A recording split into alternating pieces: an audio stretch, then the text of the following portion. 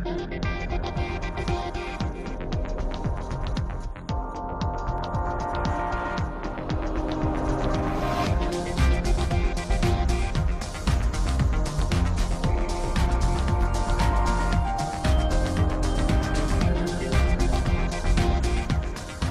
Tycoon U Studios in Delray Beach, Florida, this is Options GPS with Chris Rowe and Ron Ianieri. Welcome back to Options GPS. I'm Chris Rowe. And I'm Ron Ianieri. And the next thing that we're going to talk about are covered calls. The covered call strategy is a strategy that allows you to take a stock and actually put it to work for you. You own the underlying stock, and basically you're collecting income on that stock every single month. That is absolutely correct, and it's beautiful for people that are now at the retirement age. They have their portfolio, and what happens is that as you get older and you're obviously hitting retirement, I wouldn't know about that. I'm so far off of that. It's amazing. You're a young buck. That's exactly right. You're a spring chicken. I appreciate that. You're a big, bright, shining star. That's enough of that. Okay. But the fact is that you have a nest egg, and as you start drawing down on that nest egg shrinks. At some point in time, it will be gone. Right. So what we want to do is we want to leave that nest egg intact and draw income off of it, have it generate income instead of drawing down on it and having it be the income. And that's what we do with the covered call strategy. We sell calls against our long stock positions that are in our portfolio and generate an income on a regular basis. Well, a covered call strategy is great for people who are stuck with owning stock. A lot of people, they're not going to sell all their stocks and immediately start trading options. Sometimes you can't trade options. Like in an IRA, your broker won't allow you to just buy call options. So you're going to have to hold on to your stock positions. That would be the ideal time to sell covered calls, because at least you could use options in the IRA when you're selling covered calls and taking in some income. It's kind of like applying the insurance model to the stock market. What happens is that when you sell life insurance, you know the saying is you can't insure one person's life, but you can insure 10,000 people's lives.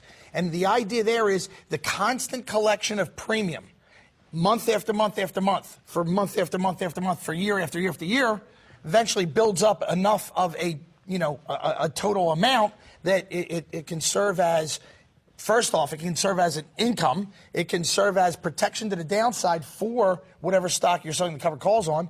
And it can also be looked at as lowering your entry cost into that position. So there's a lot of different ways to look at it. But either way, it's income coming in from a position, especially when you're looking at a long-term blue chip stock. Right. That's just not, how long did we watch, a lot of these Microsofts and Intels just go flatline and go sideways? Right. You could have made money on it while it traded flat. Exactly right. Exactly right. And that's what people should know about the covered call. And the fact is that it is our first premium collection strategy we're talking about. And the fact is, with premium collection strategies like the covered call strategy, what you could do right now with your stock portfolio is immediately sell calls and have your broker just send a check to you. You could either feed your family or you can buy internal strength system study course. That one or the other. I mean, I personally don't like feeding my family. I like them to starve. The internal, I like that idea. All right. Buying Well, the system. Let them choose, and of course. let's see what you got. Sounds Show good. us covered calls. Tell you what, let's go take a look, and it's our first premium collection strategy. So there's a lot to learn. All right. As we have more premium collection strategies. Well, we're going to focus hard. Let's focus hard. Here's the covered call strategy. Most of you have probably already heard of it. It's one of the more familiar strategies, option strategies that is, in the options market. And it is what I like to call a stock-friendly strategy. Why? Because it begins with a stock position, and a long stock position at that. So most of you are very used to being long stock. Now, construction here, long stock, short call in a 1-to-1 ratio. The function of the covered call strategy is first and foremost a premium collection strategy. And I think this is why individual investors really have trouble maximizing the covered call strategy. Because you're long stock, the individual investor, normally coming from the stock market, focuses in on the long stock and forgets about the short call. You've got to understand that when you add the short call into your position, you've just put a limit on the profitability of the stock in an upward movement. So obviously, this, although a bullish strategy, is not really a stock directional strategy. You've taken that out of the equation by adding the short call in. So what does that say? It says that first and foremost, the secret to success at this strategy is understanding its nature as a premium collector. That is the major function of this strategy. As I said, it's also a bullish strategy. We definitely benefit from the stock moving up a bit. The stock running up a bit does not help us. We're limited on our profitability because of this short call. So what we're really focusing in on here is not a stock that has the likelihood of taking off and running, but a stock that's probably just in a slow little grinding uptrend, something that's in a little channel, even a sideways channel. Real good strategy for getting some of those, older blue chip stocks rolling in terms of collecting some profits. It's a partially hedged strategy, not fully, partially. The premium that you bring in from this short call can go to offset at least a small loss in your stock position. So there is a partial hedge, and that hedge is in the amount of premium you bring in selling the call. It's not fully hedged. That means you still have the ability to lose big money in this position. The other thing you've got to realize, it's a repetitive strategy.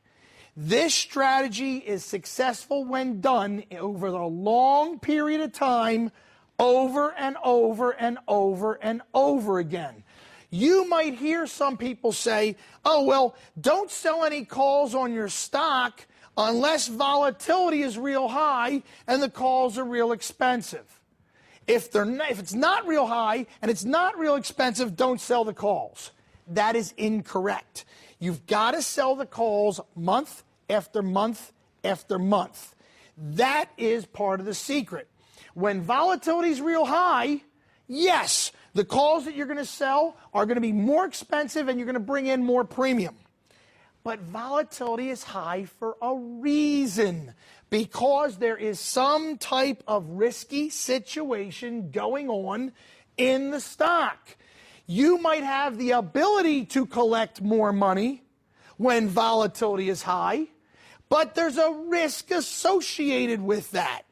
When volatility is low, you might collect less money. And a lot of people will tell you, well, don't even bother selling the call. But here's the thing. When volatility is low, it's because there's less risk. You have a higher percentage chance of collecting the full amount when you sell an option in a low volatility environment than when you sell an option in a high volatility environment. That higher volatility environment brings about more risk and less potential chance that you're going to gain the full value of the option you sold. You need to sell and continue selling over and over and over again to get the full benefit of the covered call strategy. You can't skip months. It's every month like clockwork. Let's talk about premium collection. Being that this really is a premium collection strategy, the focus is really on premium collection, we need to know that only the extrinsic value of an option decays. Selling an option that has a lot of intrinsic value doesn't help us when we talk about premium collection.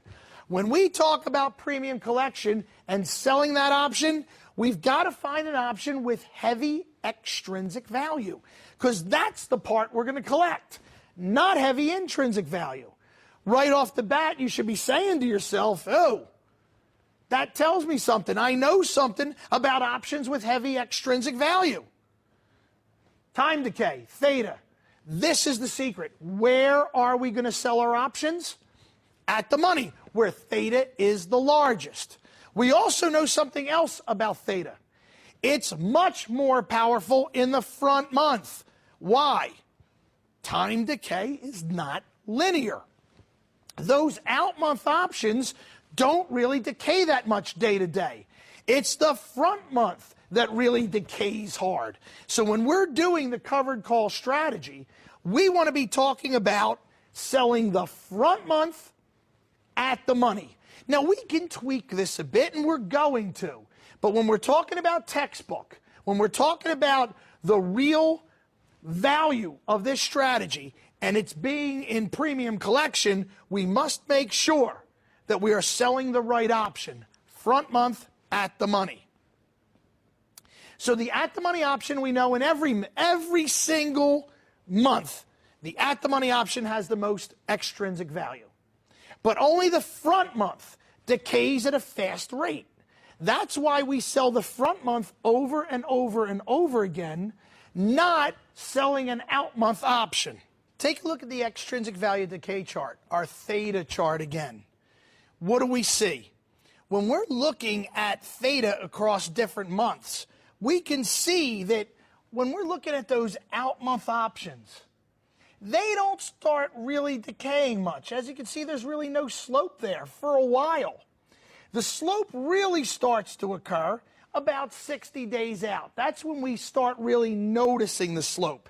It's not as though there's no slope out there, but it's so small, so minuscule that it's not even worth our time. When we get at the 2-month range, we start seeing things sloping off. Where we notice a major change is when that option becomes the front month option, where it's actually within 30 days of expiration. Look at that slope. That option starts really tailing off in terms of its extrinsic value. So what we need to see here is we don't want to be selling these out-month options.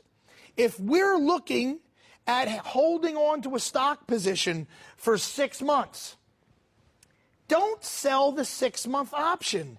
Sell the front month option over and over and over again every single month. Look at the difference. Your first month of your 6-month option probably starts out here. There's very little slope. Very little slope means you collect nothing. Meanwhile, if you had sold this front month option, you would have collected that slope. Big difference. In the next month, from month 5 down to month 4, again, not much slope. This option is just not decaying because it's so far out. However, if you said, okay, instead of month 5 to 4 being no slope, my second month is right here. Another sharp slope. Keep selling this front month option month after month after month. Collect this slope 6 times instead of collecting 6 months worth of decay off of a 6-month option. You'll notice a gigantic difference in your profitability. Look at what happens in your days expiration. Breaking this down to days, your real bleeding of an option is going to start about 15 days out. The last week is just, the option gets killed. This is what we want to try to capture. Not this out here. There's nothing to capture out here. Sell the front month option, sell it month in and month out. Here's the difference. This is just a simple difference between a 60-day option and a 30-day option for a 30-day period of decay. If we look at this 60-day option and say, let's see what happens for the first 30 days of decay. There's your slope, that dotted line. That's not much of a slope when you compare it to the front month option's 30 days of decay. Look at the difference. And it gets worse as we get further out. You don't want to be selling those out-month options. Now, I know you've heard all these different people say, buy the stock and sell this leap. Wrong. Buy the stock, sell the front month option month after month until you get out to that leap month. You'll make a heck of a lot more money. Here's a perfect example. Why front month, not out month? Stock price of 50, I'm looking at the 50 strike call. Volatility of 15.64%, risk-free rate of return or interest rate 5%. I'm going to plug all these things in the model, and I'm going to have that spit out some values. The 30-day option would be worth, or the front month option would be worth $1. The 60-day or second month option worth $1.47. A 90-day option would be worth $1.86. And a 120-day option would be worth $221. Look at the difference. Let's and this is a light example. Let me show you. I could sell that 120-day option. $2.21 of extrinsic value. Come day number 120, all things being equal, I would have collected $2.21. But if I would have sold the front month option once, twice, 3 times, 4 times, then come 120 days out, I've collected $4. $4 versus $221.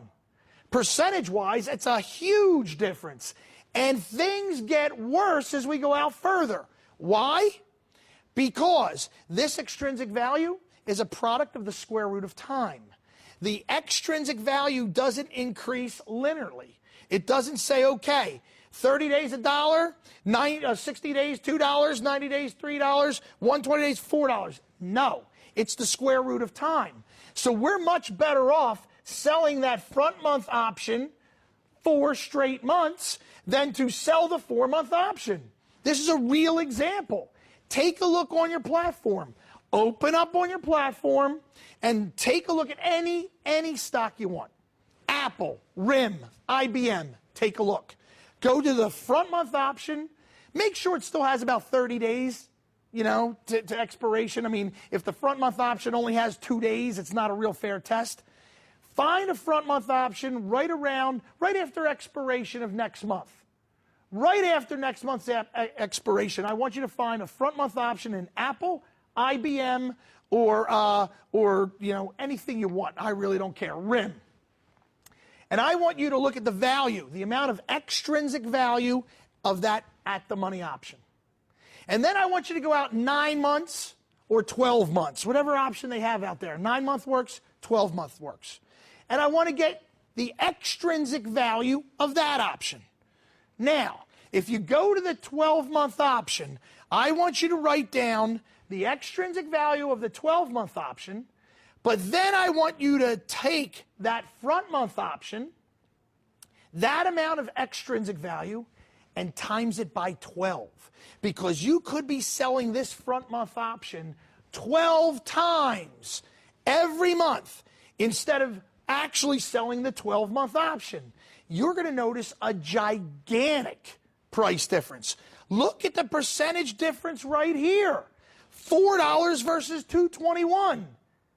That's a huge percentage. You can't allow yourself to miss out on all those additional dollars by making the mistake of selling an out-month option, front month, over and over and over again. Look at it, even the difference between 2 months and 1 month. Sell the 30-day option twice. That's $2. That second month option only gives you $1.47. You would have collected $2 if you sold the front month twice. What about the 90-day option? If you would have sold the front month option 3 times,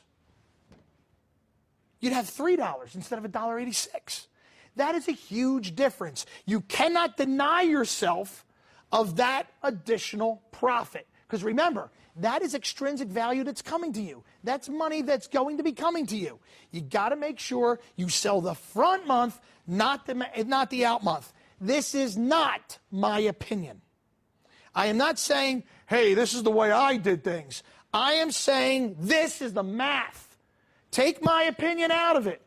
This is the math. The math says you got to sell the front month, not the out month. And when you look at these numbers, the math isn't just telling it to you, it's screaming it at you. Sell the front month option over and over again. You don't believe me? Do the little drill I asked you to do, and then you'll believe me. Profit and loss. First thing we need to know is we need to know our break-even of this strategy. Long the stock, short the call. Stock price minus option price. Think about that for a second. Say I buy the stock at $30 and I sell a call for $2. At the end of the month, if the stock is down at 28, how did I do? Well, I lost $2 in the stock, didn't I? But I collected $2 from the option. I've broken even. Lost $2 in the stock, made $2 in the option. There lies the formula. The stock price minus the option price. Every month, the amount of money that you're bringing in from your option sale, the extrinsic value, is covering your stock down by that much. So if you sell an option for $3, you're going to be covered down $3. You're going to sell an option for $2, you're going to be covered down $2. But remember, this is also a cumulative effect type of thing. If you did it 3 straight months where you collected $2 every month, stock hasn't gone down yet, in month number 4, you collect another $2, but now the stock goes down $3, you might say, hey, I got beat. I collected $2 this month, but my stock was down $3. I lost $1. What about the other 3 months where you collected $2 each month? You're still ahead of the game. So these premiums that you're building up, that you're bringing in, are cumulative. They cumulatively protect your stock on the downside. It's not a full hedge, at least not right away. There could be a potential that you've been doing this for so doggone long, you've brought in more premium from selling calls than the value of the stock. My father had that exact situation happen to him trading Oracle. He bought Oracle, and Oracle, when I mean flatline, that doggone thing didn't move more than 4 cents in either direction for years. He started selling calls against it. He wasn't bringing in a lot of money, but he was bringing in a little every month. Eventually, after a couple of years, he owned Oracle stock for free. What's our point of maximum profit? Well, we know that our profit is limited now in this strategy. Why? Because we have a stock, but we have a call against it.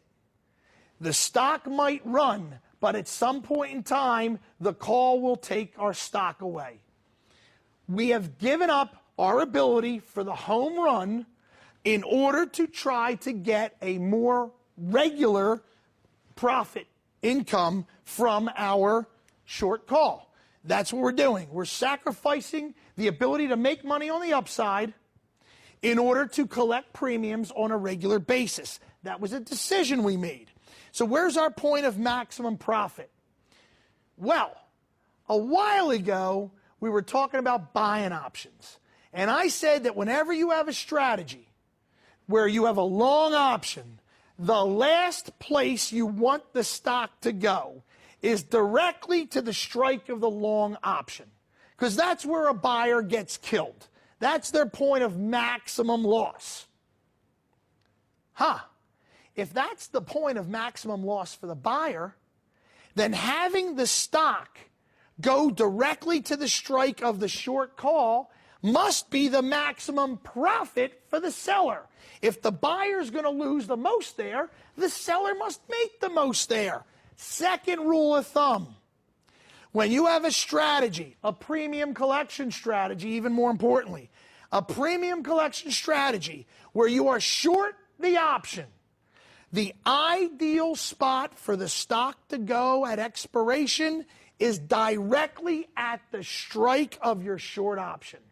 As a seller, that's where you do the best. You want the stock to close right at the strike. Buyers don't.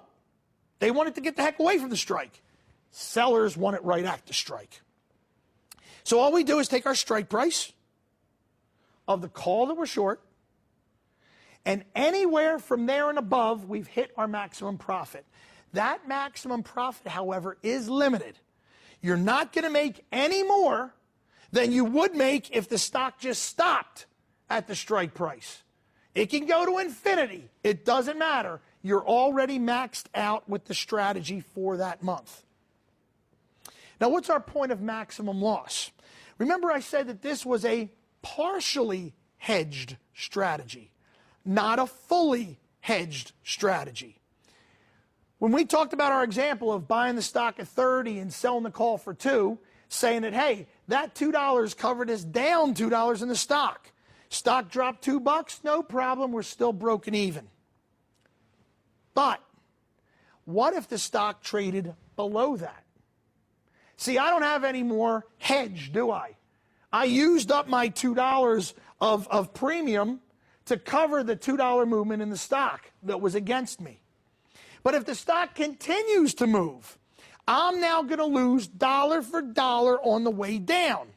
My short call only protects me down to the break even.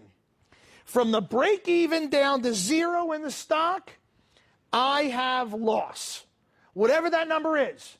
Now, in the case of our example, we said the break even was 28, right? Stock price minus the option price, 30 minus 2, 28. From 28 to 0, I have risk. I could lose $28 if the stock went straight down to 0. Here's the P&L chart of a covered call. You can see some of the characteristics in this chart that we talked about. We know where our break even is, don't we? It's below where we bought the stock. It's a partial hedge. There's our break even, right where the red line crosses the black line.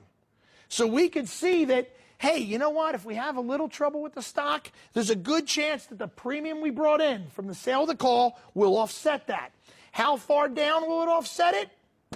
Right down to the break even. Where's the break even? The stock price minus the call price. We're covered by the amount of money we brought in from the call. However, after that, what do we have? We have an unlimited potential to lose money dollar for dollar down to 0. Ugh. But what about to the upside? Stock runs, we're in great shape, aren't we? Well, not really, because we have a limited profit scenario here. The stock might run up, but our short call will eventually take the stock away from us. In the case of us selling the 30 strike call for $2, we know that the stock is going to be taken away from us at $30. Now, we did collect $2 on top of that. We're getting paid $2 to sell the stock at 30. If the stock is at 30 and it runs up, we're going to have to owe the stock at $30 to somebody plus 2. So if we bought the stock at 30 and we have to give it up at 30, the amount of money that we can make is maximized by that $2 we brought in the call.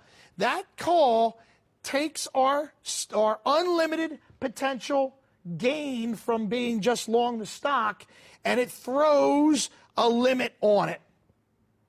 When that happens, we're done.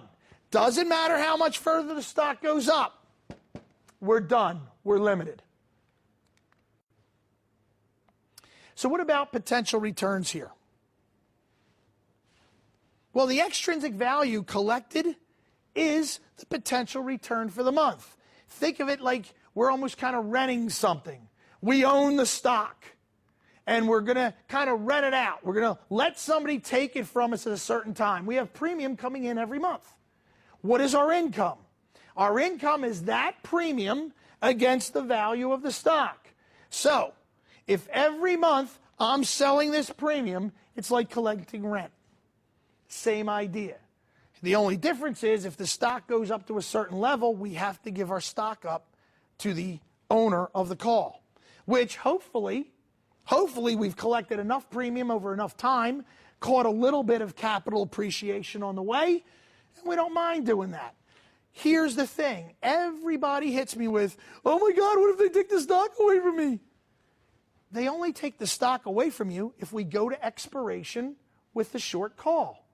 During expiration week or any other time, we can always buy the call back. And the problem with investors, especially those coming from the stock market, is they don't understand that buying the call back for a loss is a good thing. They sit there and say, Ron, I sold that call at $2 and now I've got to buy it back for $4. This stinks. wait a second. You're only looking at half of the position. What did the stock do? If you have to go back and buy that option for $4, the one you sold at $2, that means the stock had to go up. And that means you made money. You might have been maxed out on your return, but you were up money. So why are you upset about buying the option back for a loss? The position made money. It made the maximum it could.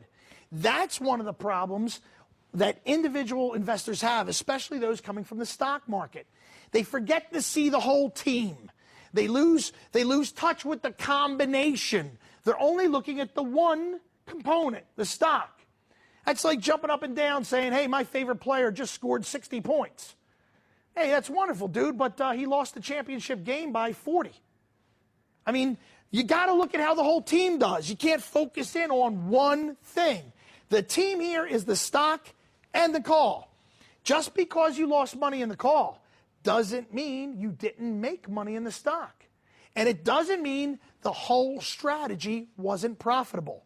It was. I love when I have to go and buy back my short call at the end of the month, right before expiration, at a loss.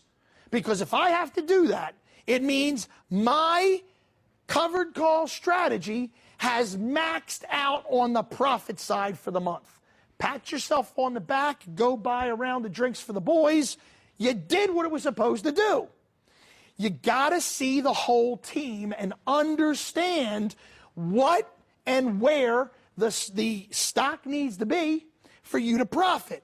And for me to hit maximum profit, I know that no matter what, if I have to buy that call back for the loss, then I've hit maximum profit. So what do we look at? When we talk about potential returns, really, yeah, can we have some capital appreciation in the stock? Of course we can. But the return for the month, whatever we made on the month, divided by our initial investment, gives us the potential monthly percentage return. You can actually sell calls on a regular basis and generate a decent monthly return off them. This strategy is an excellent income generator for those of you who have long stock in your IRA or whatever other account you got, and you're just too stubborn to get rid of the long stock. You want to keep it, fine, not a problem. Use the covered call strategy to generate a monthly income from it.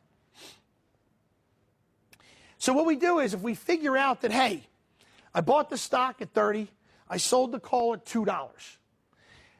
Basically, every month, that first month that goes by, if I collect my $2 and the stock is still at 30, I made $2 on my $30 investment.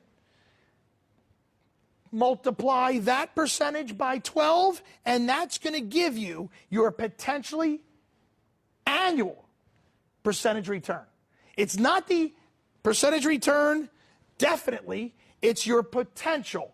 This month, you might have been able to sell that call for $2. Next month, you might not get $2. It might only be $1.70. The month after that, it might be $4. Who knows? But you got to have a general idea of what type of return should I expect over the course of a given year at an average volatility, month after month, all things being equal.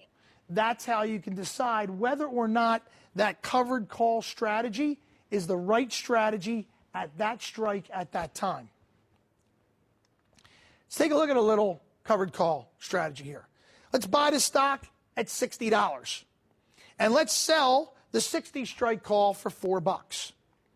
What's the maximum amount we can gain? Well, if we buy the stock at 60 and we sell the call for $4, if the stock stays right here, all we can make is the amount of money we're bringing in from our call. Remember, this call is going to have somebody take the stock from us at 60. So if they're going to take the stock from us at the exact price that we bought the stock, we're not going to make any money in the stock. But what we are going to do is make money in the call. $4, $4 on a $60 stock in 1 month for a stock that hasn't moved. This is critical to understand. When you're in times of stagnation, the only way to make this stock perform for you is to sell premium, to sell calls against it. Here's a stock that started the month at 60, ended the month at 60, and you made $4 on it. It's not too bad. So your maximum gain is of $4. What is your percentage return? Your $4 gain divided by $60, your initial investment. That's going to give you a monthly percentage return of 6.7%.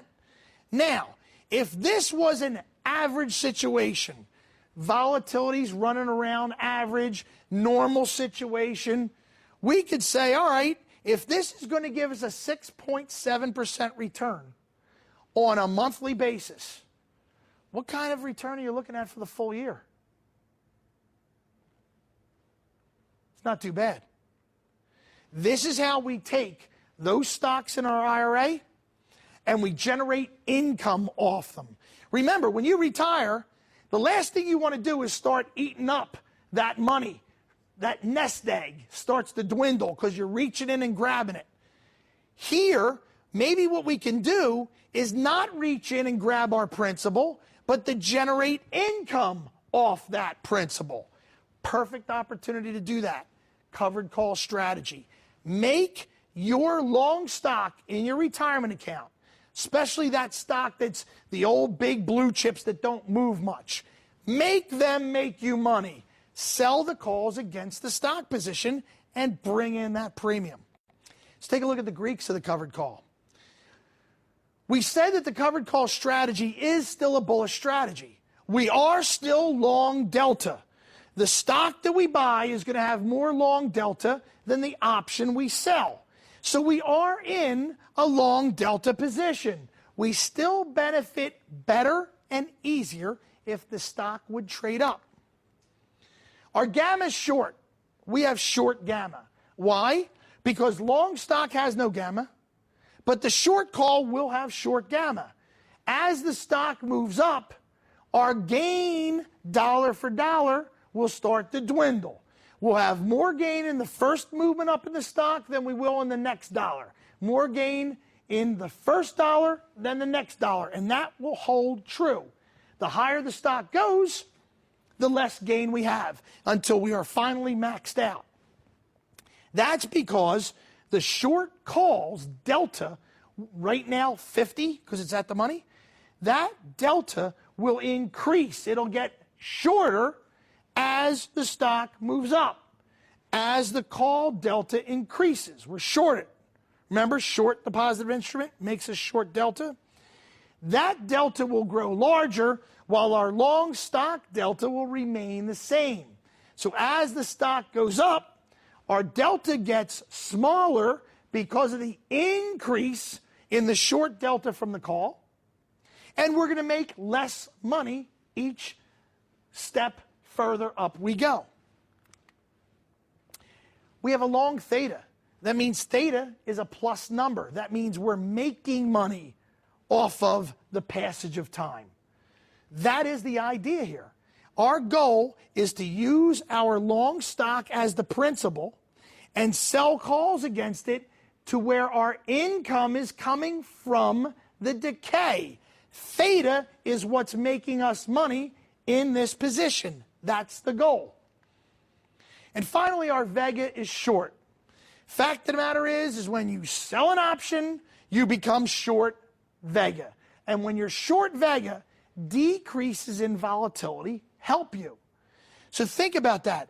As the stock trades up, especially in a slow grinding manner, what normally happens to volatility? Volatility normally decreases. And being that we're short Vega, or volatility sensitivity, from our short call, even if the stock goes up, that call might not gain all that much value. Because the stock is going up slow, delta is only increasing the value of that call by this much. theta might be eating it all away. So we might actually see a stock go up, vol come down, and notice that our stock has gained value, but our option hasn't, because volatility has come in, and when volatility decreases, it decreases the price of all options by taking away some of the extrinsic value. So here's our chart again. Now when you look at it, understanding a little more of the covered call, doesn't look all that bad now. I'm not worried about this. This right here, this limited potential gain, is simply due to the short call. And we can trade the short call. I'm sitting here and I say, oh my gosh, this stock's about to break out. It's going to go to the moon. I could just buy the short call back. No big deal. Now the stock runs, fine, I'm long the stock. Stock stops, I reinitiate my covered call strategy, albeit at a different strike. It's obviously going to be at a higher strike, but I can reinitiate the strategy. We don't have to have that call limit our upside if and when we don't want it to. Why? Because we just buy it back. Stop getting worried about what if the stock runs up? What if it doesn't? We know that stocks probably don't move more frequently than it actually does move. And if it does move, we'll go out and we'll buy the call back. That's all. Too many people don't understand how this position really works. The real way it works is right here. I'm going to show you that in a minute. Synthetically, the covered call strategy is the same as being short. That calls corresponding put. That's what the covered call strategy is. Now, when you think about it, the covered call strategy, long stock and short call, long stock, short call, 1-to-1. I remember my synthetics. That's the same thing as a short put. The covered call strategy synthetically is the same thing as being short your call's corresponding put. That's it. You want to know how that covered call strategy is going to respond to certain things? Simply look at the corresponding put. It's going to do the exact same thing the corresponding put's going to do. Why? Because the covered call and being short the corresponding put are the same thing synthetically. That means we can value our entire covered call position by just taking a look at our put, adding interest, and subtracting dividend. That will give us the effective value of our covered call strategy. Look at the corresponding put, add interest, subtract dividend. That's going to tell you the value of the covered call. Now, the covered call is also two legs of the conversion, isn't it? We're long stock and we're short call. That's two legs of something. And when we did our synthetics, after we were done synthetics, let me see, what did we do? We did that whole reverse conversion thing, didn't we? And there was a chart there. And when we looked at the chart, and I know you went to the website and printed it out when I told you to, didn't you? That's what I thought. Because you're looking at it right now, aren't you? You're looking at the components of the conversion right now, aren't you? You see right now, you got two of them. Long stock, short call. That's two legs of the conversion. What does that mean?